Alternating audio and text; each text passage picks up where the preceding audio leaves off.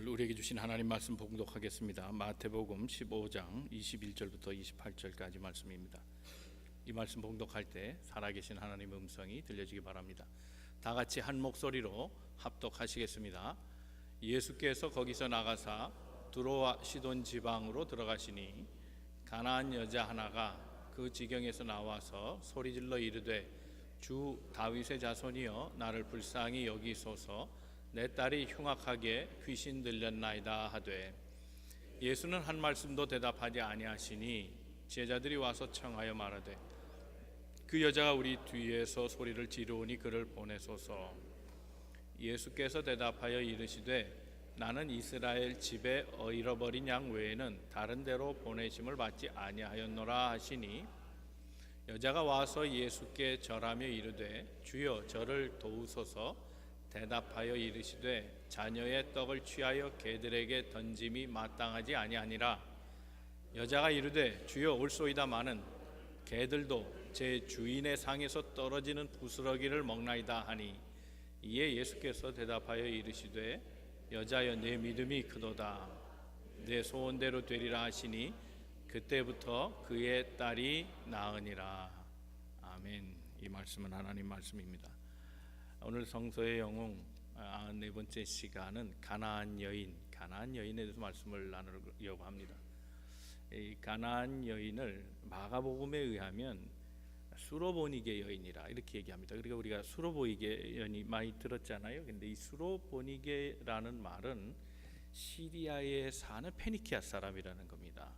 시리안 페니키아 이렇게 얘기할 수 있습니다.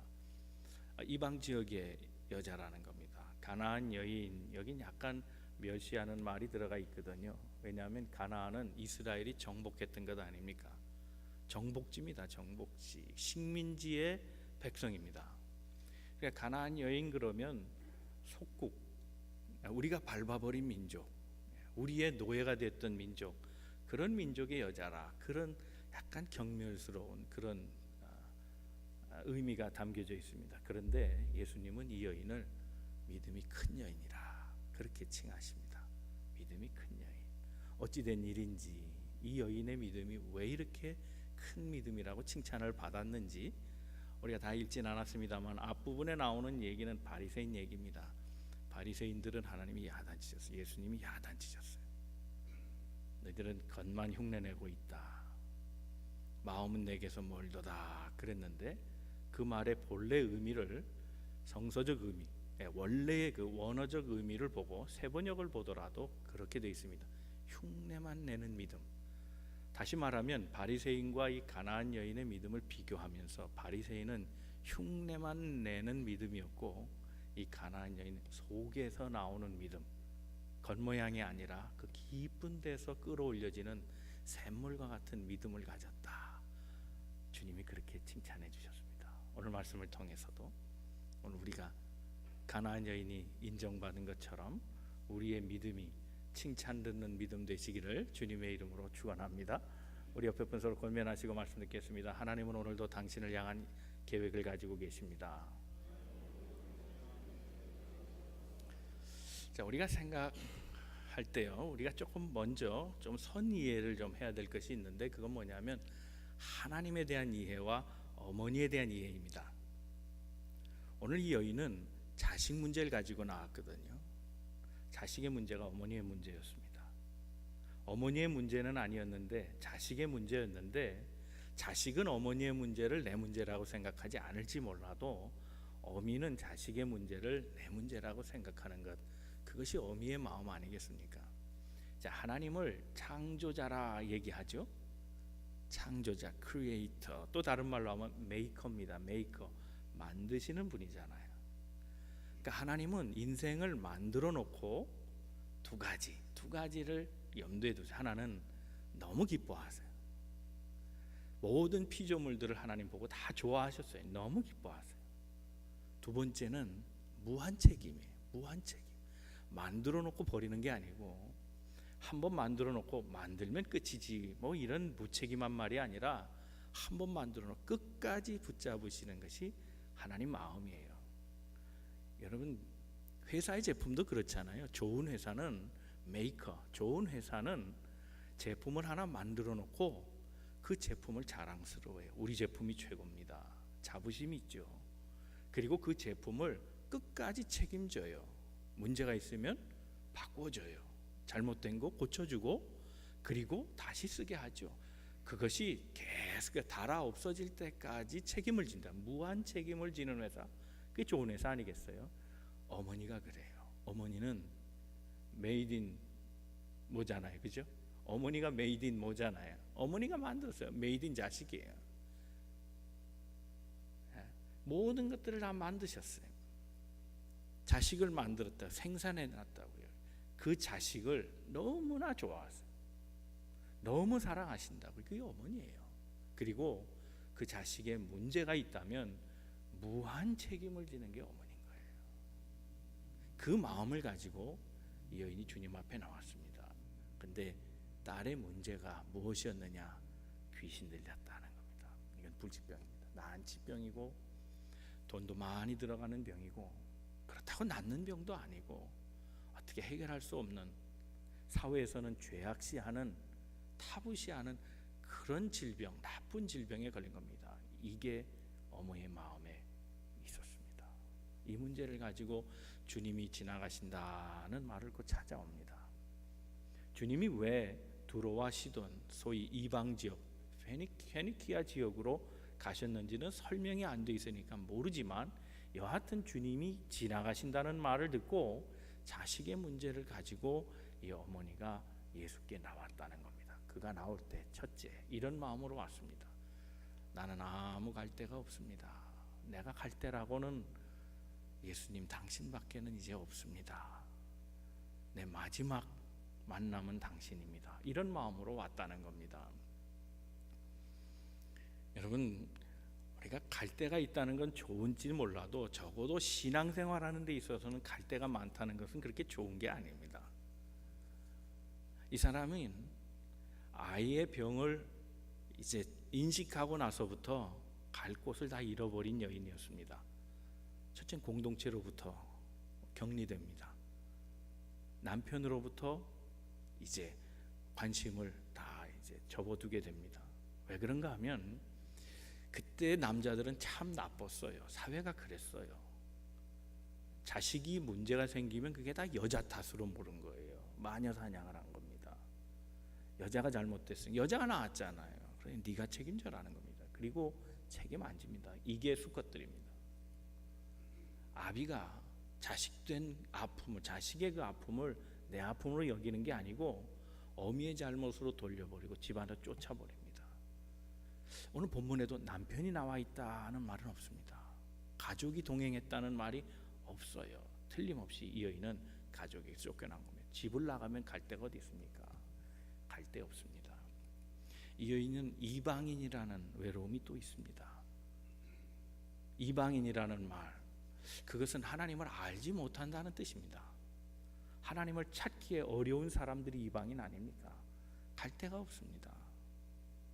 이 사람은 재산도 다 잃고 갈 데가 없었습니다. 그래서 주님께 와서 주여 나를 불쌍히 여겨주십시오 라고 말합니다. 간절히 소리 질렀다는 것을 보면 아마 울었다는 얘기일 겁니다. 주님 앞에 통곡합니다. 나는 이제 다 버림받고 딸과 나 둘 남았는데 갈 데가 없습니다. 살려주세요. 살려주세요. 통곡했다는 겁니다. 여러분, 신앙의 출발점은요, 내가 갈 곳이 없다 라고 인식하는 데서부터 시작됩니다. 어느 신혼부부가요, 툭 하면 싸웠답니다.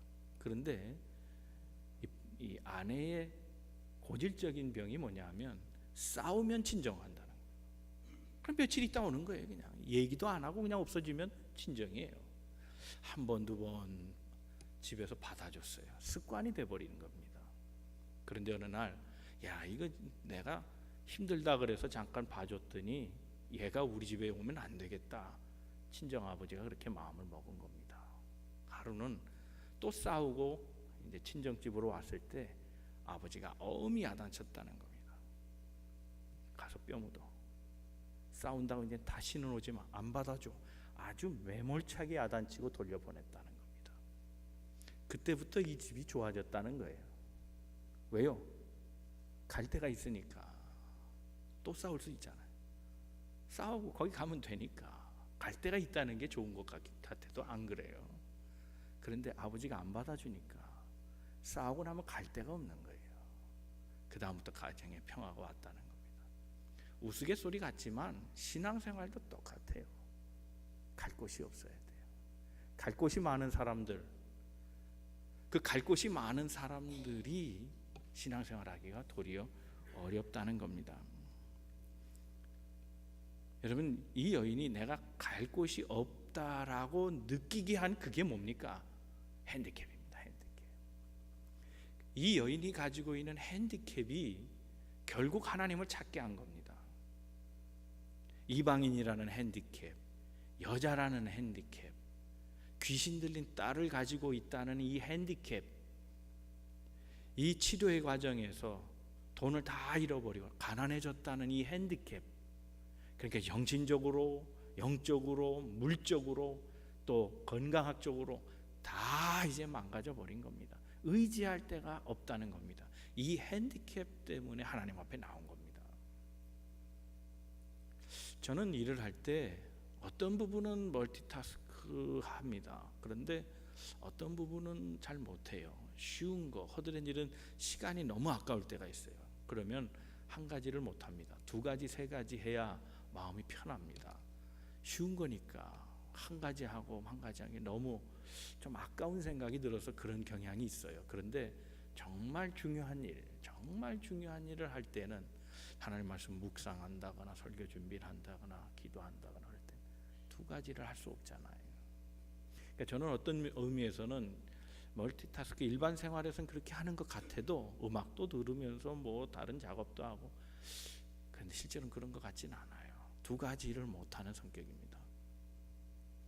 그런데 생각해 보면 쉬운 일, 즐거운 일도 두 가지 일이 힘든데 어려운 일, 고난의 일, 역경의 일, 이런 일을 두 가지 이상 만난다는 것은 참 견디기 어려운 일입니다. 그런데 목회적 어떤 임상적 경험은요, 어느 성도든지 한 가지만 있는, 한 가지만 문제를 가지고 있는 그런 가정이 없더라는 겁니다. 최소한 한 가지 이상, 두 가지, 세 가지에 경첩되는 수많은 일들을 다 동시에 겪고 있더라는 겁니다. 여러분, 바로 그것이 우리 핸디캡입니다. 그런데 그 핸디캡이 하나님을 만나는 중요한 모멘텀이라는 사실을 기억해야 합니다. 그러므로 인생의 장벽, 핸디캡, 나의 걸림돌, 그런 모든 환경적 문제를 만났을 때 불평하거나 원망하거나 시비하지 말고, 왜 내게 이런 불행이 있는가라고 생각하지 말고, 누구에게나 다 문제는 있다, 그러므로 우리의 문제도 예외는 아니다, 마음 편하게 갖고 그 핸디캡을 가지고 주께로 나아가는 우리 모든 성도들 다 되시기를 주님의 이름으로 축원합니다. 두 번째 생각할 것은 이 여인은 아무것도 가지고 오지 않았습니다. 다 버리고 갔는데 심지어는 자존심까지 다 버리고 갔습니다. 이 여인은 자존심까지 버린 여인입니다. 예전에 운동을 하러 갔는데요, 제가 늘 차 트렁크에다가 뭐 신발도 넣고 팬티도 좀 넣고 그래요. 그러니까 당연히 있는 줄 알고 운동을 하러 갔는데 막상 트렁크를 딱 열어보니까 신발이 없어요. 구두 신고 할 수는 없잖아요. 그리고 도로 온 적이 있습니다. 핑계가 졌죠. 제 아내는 늘 그걸 지적합니다. 일부러 그랬지. 운동 안 하려고. 진심은 말씀드릴 수 없습니다만 하여튼 신발 핑계 대고 갔습니다. 그 장소, 그 시간에 꼭 갖춰야 될 게 있습니다. 그걸 가지고 가야 되거든. 그런데 인생은 딱 그렇게 모든 게 준비되어 있는 게 아닙니다. 이 여인은 주님 앞에 가지고 갈 것이란 아무도 없었습니다. 아무것도 없습니다. 자, 이방인이었다 그랬죠. 그러니까 이 여인에겐 하나님 신앙이 있었습니까? 적어도 예수 앞에 나올 때는 하나님 신앙을 갖고 와야죠. 믿음을 갖고 와야 되는 건 아닙니까? 그런데 그 배워본 적이 없습니다. 성경 공부 해본 적이 없습니다. 훈련 받은 것 그런 거 없습니다. 무슨 제자 훈련? 이 여인은 그런 거 모릅니다.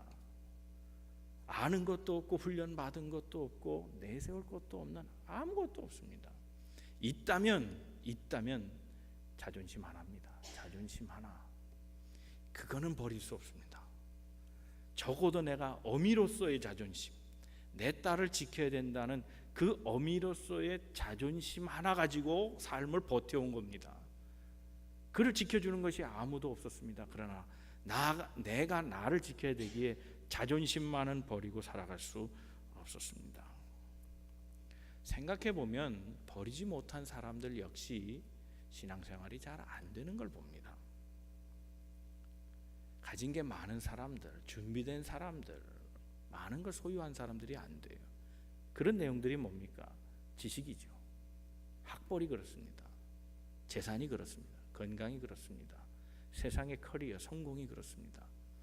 많은 것을 가지고 있는 사람이 신앙생활 잘하느냐? 그렇지 못합니다.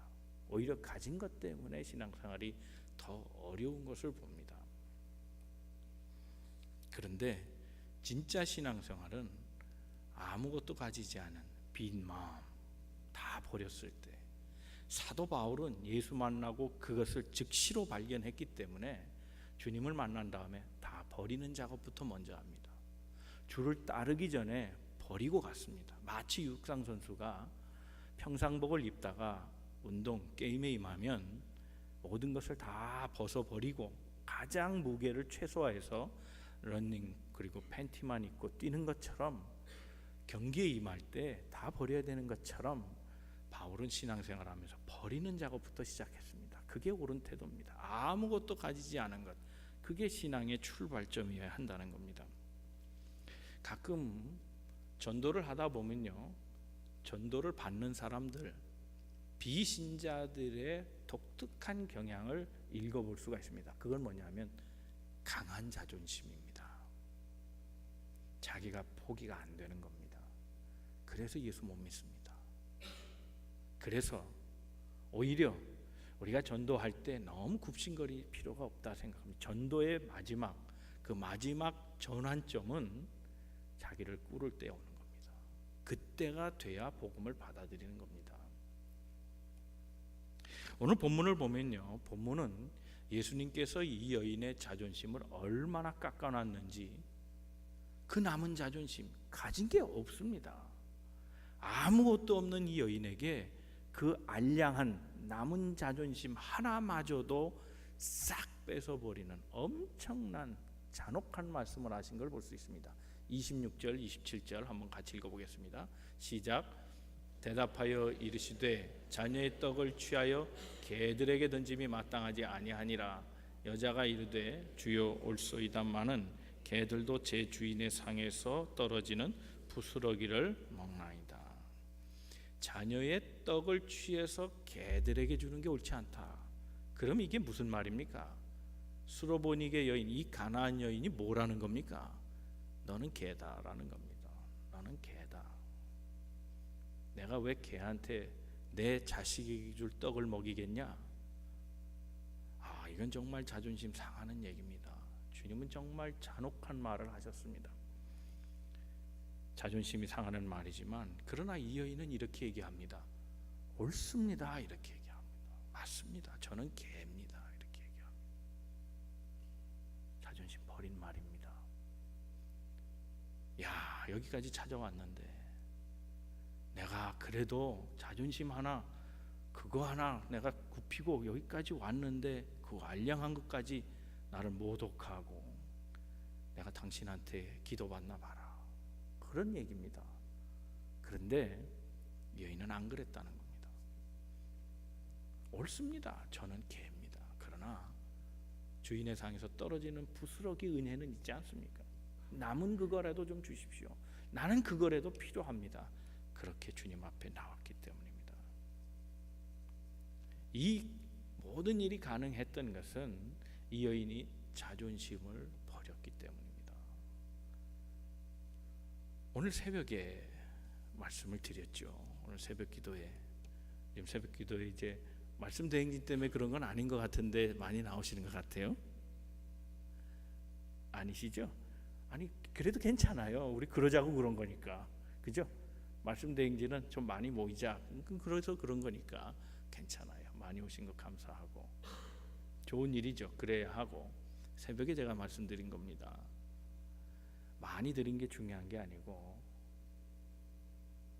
온전히 드리는 게 중요하다, 그런 말씀 드렸죠. 우리 신앙생활은 99 갖고 안 되는 겁니다. 100으로 해야 되는 겁니다. 그 일이 숨겨진 아주 중요한 불순종일 수도 있고 비미듬적인 요소일 수도 있고 충성을 방해하는 가장 큰 걸림돌이 될 수도 있습니다. 그 1%가 많이 순종했다고 그래서 안심하지 마십시오. 아닙니다. 진짜 순종하지 못하는 건 그 1% 안에 감춰질 수 있다는 거예요. 다 버렸어도 정말 중요한 것 1%, 거기에 내 모든 것들을 숨겨놨을 가능성이 있습니다. 그것까지 버려야 해요. 그걸 버리지 않으면 온전한 따름이 안 됩니다. 주님은 그걸 보신 겁니다. 이 여인이 내 앞에 나왔다, 그가 나올 때 모든 상황을 주님은 다 유추하셨어요. 다 이해하고 계세요. 그런데 마지막에 한 번 더 찔러보시는 거예요. 내 남은 자존심 그것도 버릴 수 있냐, 그겁니다. 그래서 개라고 물으신 겁니다. 그렇습니다. 저는 개가 돼도 좋습니다. 그래서 물리치시고 내가 돌아선다면 나는 인간이 아닙니다. 나는 어미가 아닙니다. 내가 개가 돼도 내 딸만은 고쳐주십시오. 이게 어미입니다. 예수님은 이걸 훌륭하게 보신 겁니다. 내 믿음이 진짜 믿으면 네 속에서 나왔다, 그렇게 얘기하고 계신 겁니다. 세 번째 우리가 생각할 것은 바로 이런 믿음을 주님이 칭찬하셨다는 겁니다. 이 여인의 믿음을 칭찬해 주셨습니다. 자, 이 여인이 가지고 있던 핸디캡 뭐죠? 갈 데가 없었다는 거예요. 24절 말씀 한번 다시 보여주세요. 우리가 읽었습니다만 24절 말씀, 15장 24절 말씀입니다. 시작. 예수께서 대답하여 이르시되 나는 이스라엘 집에 잃어버린 양 외에는 다른 데로 보내심을 받지 아니하였노라 하시니, 그랬습니다. 예수님이 온 목적은 이스라엘 집의 어린 양을 위해서 왔다는 겁니다. 그런데 이 여인은 이방인의 집에 잃어버린 양이잖아요. 그건 관심 없어요. 이 여인이 분명히 잃어버린 양이에요. 갈 데가 없어요. 그런데 예수님은 이스라엘 집의 어린 양, 잃어버린 양이에요. 가나안 땅에 사는 잃어버린 양, 그건 관심 없다는 거예요. 이렇게 배척을 당한 겁니다. 이방인, 여자라는 거, 귀신 들린 아이를 가지고 있다는 거, 남편으로부터 소박맞고 공동체로부터 눈 따갑게 시선을 받고 있는 이 여인, 이런 핸디캡도 다 힘든데 정말 힘든 거는 내부에 있었습니다. 예수에게 접근도 못하게 하는 일이 생긴 겁니다. 또 다른 핸디캡이, 보이지 않는 핸디캡이 있습니다. 이 모든 것들은 외적인 핸디캡이라고 말한다면 내적인 핸디캡이 있습니다. 주님께로 가지 못하게 하는 내적인 핸디캡, 그건 첫째는 주님으로부터 옵니다. 침묵입니다. 주님이 대답을 안 합니다. 주여 불쌍히 여겨주소서, 소리를 질러도 못 들은 척하는 겁니다. 세상에 제일 견디기 힘든 상황이 있다면 침묵일 겁니다. 여러분, 회의할 때 생각해 보세요. 회의를 해야 되는데 다 침묵하고 있어요. 말을 안 해요. 그럼 그 견디기 어려워요. 회의 때. 회의는 말을 하려고 모인 거 아니에요. 그런데 회의 때 말을 안 해요. 왜 안 하겠어요? 책임 안 지려고 말 안 하는 거지. 말한 사람이 책임지게 하려고. 서로 누가 먼저 말하나, 그리고 침묵하고 견디기 힘들어요. 자, 이방인 여인이 살려주세요, 도와주세요 예수님, 그거 돌아보면 주님, 주님이 평소에 얘기한 거 다른데 책임지시겠습니까? 주님 지금 바쁜데 할 일 두시고 저 여자한테 관심 가져가지고 할 일 못하시면 책임지시겠습니까? 이런 얘기입니다. 주님 침묵하세요. 말 안 했어요. 대답 안 했어요. 그런 상황 다 보시고 안 하세요. 또 다른 이면이 있겠죠. 말을 안 들은 척 한다면 돌아갈까? 그거 한번 테스트해 보신 걸 수도 있어요. 대답을 안 하세요. 침묵 견디기 힘든 겁니다. 사랑하는 성도 여러분, 제발 좀 말할 타임에 말하고 사세요. 말 안 하고 살지 마시고 표현 좀 하고 사세요. 얘기하고 살아야 사람의 삶이지. 말 없이 침묵하고 고개 숙이고 있고 그런 분위기를 만들어가는 거 좋은 거 아니거든요. 이 여인은 아마 그 분위기가 참기 힘들었을 거예요. 아니 역겨웠을 거예요. 성자라는 사람이 말이죠. 인류를 구원하겠다고 온 사람이 저럴 수 있나 그렇게 오해했을 거예요. 두 번째 또 다른 보이지 않는 핸디캡이 있었습니다. 제자들입니다. 제자들. 그 소리가 시끄러웠어요. 주님 저 여자 좀 물리칩시다. 시끄러워서 안 되겠습니다. 조용하라고. 여러분 주님과 가장 가까이 있는 사람이고 주님의 마음을 가장 잘 안다는 사람이 이 제자들 아닙니까? 그런데 제자들 때문에 예수님께로 못 가는 겁니다. 여러분 우리 모두가 다 조심해야 합니다. 특별히 다 조심해야 되지만 직분자들이 참 조심해야 합니다. 주님께로 나오는 걸 방해하는 게 직분자일 수도 있어요. 모든 교인들이 다 중심으로 들어오게 하는데 막고 있는 게 직분자일 수도 있다는 사실을 알아야 합니다. 은연중에 주님을 위한다고 하는 명목하에 그럴 수 있다는 거예요. 알면서도 혹은 모르면서도 그럴 수 있다는 거예요. 언제든지 잊지 말아야 될 것은 모든 직분자와 모든 성도들의 책임은 많은 사람들을 다 그리스도에게로 인도하는 사명이 있다는 거예요. 막는 건 사명이 아닙니다. 인도하는 게 사명입니다. 그런 책임이 우리에게 있다는 사실을 알아야 합니다. 어린아이일지라도 병자일지라도. 여러분 이번에 텍사스 홍수가 많이 났잖아요. 아직도 홍수가 계속되는데 텍사스의 미국에서 제일 큰 교회가 교회 문을 닫았다가 혼났잖아요.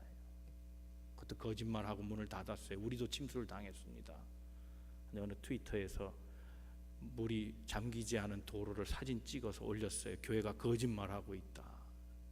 그것이 발표되면서 바로 문을 열어버렸습니다. 우리 교회는 가난한 자를 돕습니다. 이재민들을 돕는 교회입니다. 이렇게 또 캐치프레이즈 내걸고 그리고 교회를 개방했다는 겁니다.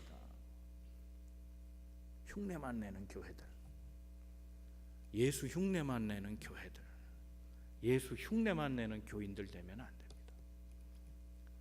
그리스도에게로 인도해야 되는 사명이 있는 사람들이 그리스도에 가는 길을 막고 있다는 사실을 우리가 늘 마음속에 염두에 두고 우리가 그렇게 되지 않도록 노력해야 합니다. 우리 모두가 다 우리가 가진 모든 일들을 역량을 다 동원해서 한 사람을 주님께로 인도하는데 힘써가는 믿음의 백성 다 되시기를 주님의 이름으로 축원합니다. 세 번째는 주님의 거절입니다. 드디어 주님이 입을 딱 여셨는데 그게 거절입니다.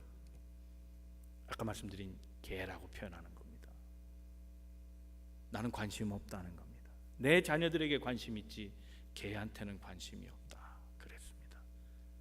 그런데 이 여인이 그걸 또 받아들이며 주님 개가 돼도 좋습니다. 그래요. 내가 당신이 그렇게 얘기하신다고 마음 바꿨다면 내가 이 자리에 오지도 않았습니다. 난 마음이 안 바뀝니다. 강하게 주님을 다시 잡았다는 겁니다.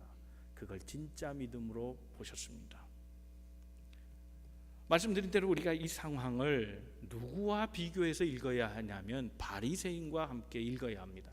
이 앞에 전 상황이 바로 바리새인에 대한 얘기입니다. 주님은 이사야 29장 13절의 말씀을 가지고 바리새인들의 거짓된 믿음, 잘못된 믿음을 지적하셨습니다. 이사야 29장 13절 말씀입니다. 한번 같이 읽어보겠습니다. 다 같이 시작. 주께서 이르시되 이 백성이 입으로는 나를 가까이하며 입술로는 나를 공경하나 그들의 마음은 내게서 멀리 떠났나니 그들이 나를 경외함은 사람의 계명으로 가르침을 받았을 뿐이라. 사람의 계명으로 가르침을 받았다.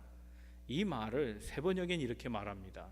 그들은 흉내내는 신앙을 가졌다는 것, 그렇게 번역했습니다. 흉내내는 신앙. 사람의 가르침이 하나님의 가르침이 아닙니다. 그러니 경건의 능력은 없고 모양만 배운 겁니다. 교회는 이렇게 폼을 잡는 거야. 성경책은 이렇게 올리고 걸음걸이는 천천히, 턱은 땡기고 눈은 하늘을 보면서 그렇게 걷는 거야. 사람의 가르침입니다. 참된 경건은 고아와 과부를 불쌍히 여기는 마음 속에서 나오는 게 진짜 경건입니다. 잘못 배운 그것이 바리새인들에게는 형식화되고 제도화되고 습관화되고 그들의 운명이 되어버렸습니다. 그런 믿음만 보다가 예수님이 그렇게 매몰차게 몰아치고 침묵도 하시면서 그렇게 혼을 내도 달려드는 이 여인을 보고 내 믿음이 크다 칭찬하시는 겁니다. 28절 말씀입니다. 다 같이 한번 읽겠습니다. 시작. 이에 예수께서 대답하여 이르시되 여자여 내 믿음이 크도다. 내 소원대로 되리라 하시니 그때부터 그의 딸이 나으니라. 할렐루야. 내 믿음이 크다. 이 여인의 속에서 나오는 믿음, 그 변치 않는 믿음, 환경에 좌우하지 아니하고 주님만 바라보고 끝까지 지향했던 이 아름다운 의지적 태도를 주님은 믿음으로 보신 겁니다. 성경에서 배운 여자가 아닙니다. 제자 훈련한 여자가 아닙니다. 종교적 어떤 상황에 있던 여자도 아닙니다. 그런데 종교적 상황에 있고 성경을 알고 훈련받았던 금식의 훈련과 절제의 경건의 훈련을 받았던 그들은 흉내내는 신앙이라 얘기하시고, 그런 전혀 관계없는, 아무 지식도 없고 아무 훈련도 받지 아니하고 아무것도 없는, 아무것도 갈 데도 없고 아무것도 드릴 것도 없는 남은 자존심마저도 깡그리 무너진 이 여인의 마음을 주님이 읽으시고 내 믿음이 크다 얘기하신 겁니다. 최근에 영화로 나왔습니다. 침묵이라는 영화, 엔토 슈자크의 소설입니다. 이 사일런스라고 하는 엔토 슈자크의 이 책이 영화화됐는데 다 스토리를 얘기할 수는 없지만 이런 얘기입니다. 17세기의 선교, 제국주의가 확장되면서 선교가 확장되던 그런 때의 얘기입니다. 교황청에서 선교사를 보냅니다. 그 중에 페레이라라고 하는 신부가 있었습니다. 그런데 교황청에 소식이 들려옵니다. 그가 배신했다는 겁니다. 소위 이 통닭구이 같은 이런 고문을 당하고 그 고문에 무릎 꿇고 예수 그리스도를 부인하고 그래서 사제복을 벗게 됩니다. 이 사건이 있은 후에 교황청을 비롯한 많은 신자들, 특별히 수도사들, 선지자, 또 선교사들이 큰 충격에 빠졌습니다. 도대체 그럴 수 있나 말이지. 포르투갈에서 또 선교사들이 일본으로 재파송됩니다.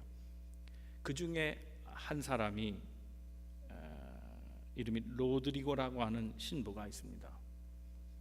이 로드리고라고 하는 신부는 특별한 사명을 가졌습니다. 페레이라처럼 되지 말자입니다.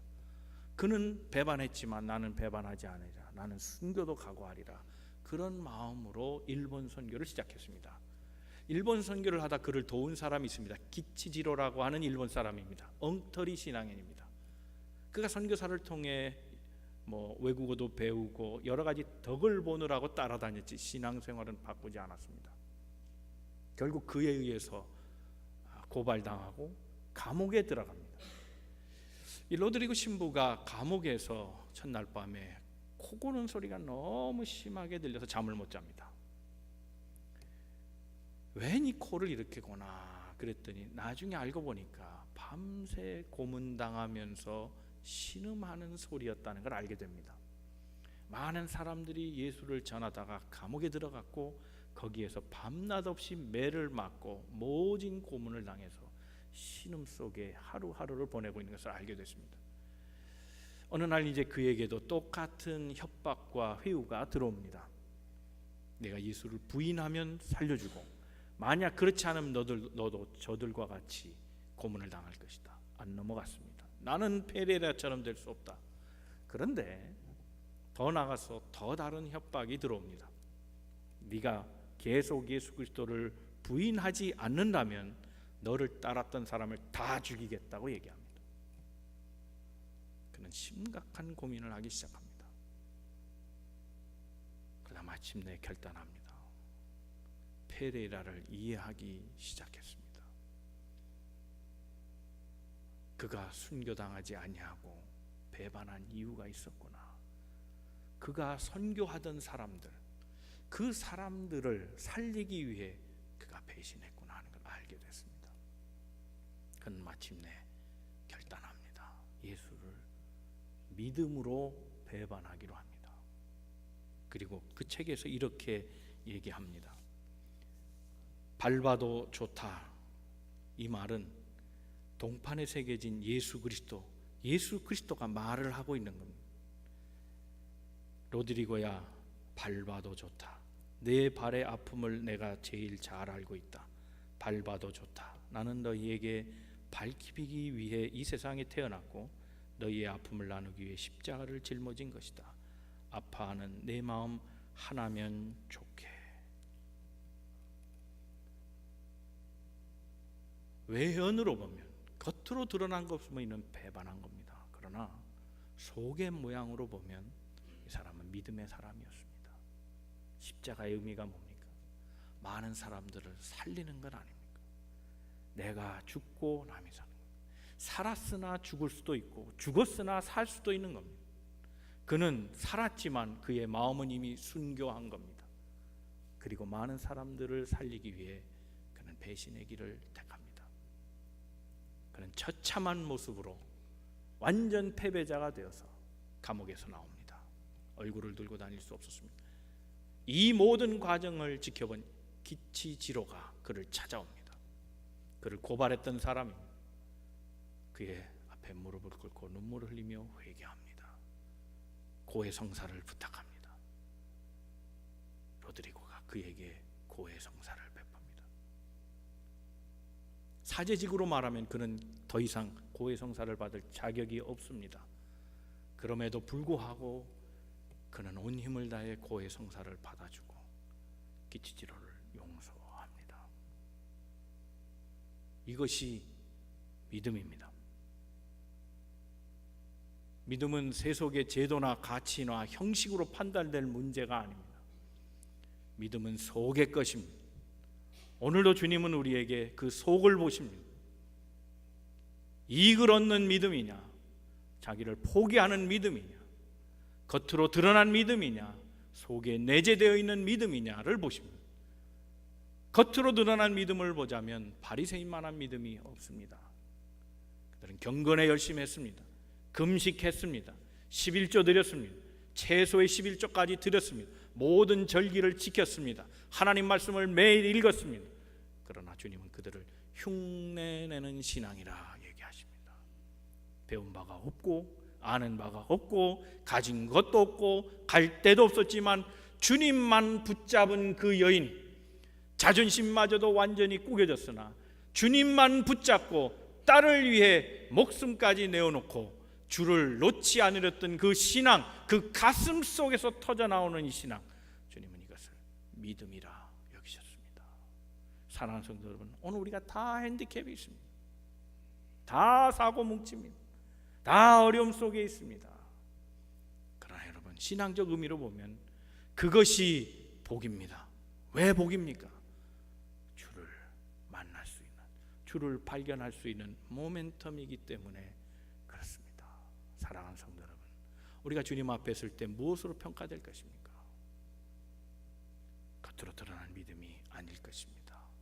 우리 모두가 다 주님 앞에 내놓을 수 있는 가슴 깊은 곳에 묻어둔 그 믿음, 그것을 주님 앞에 보여줄 수 있는, 그래서 주님으로부터 내 믿음이 크도다 칭찬 듣는 우리 모든 성도들 다 되시기를 주님의 이름으로 축원합니다. 기도하겠습니다.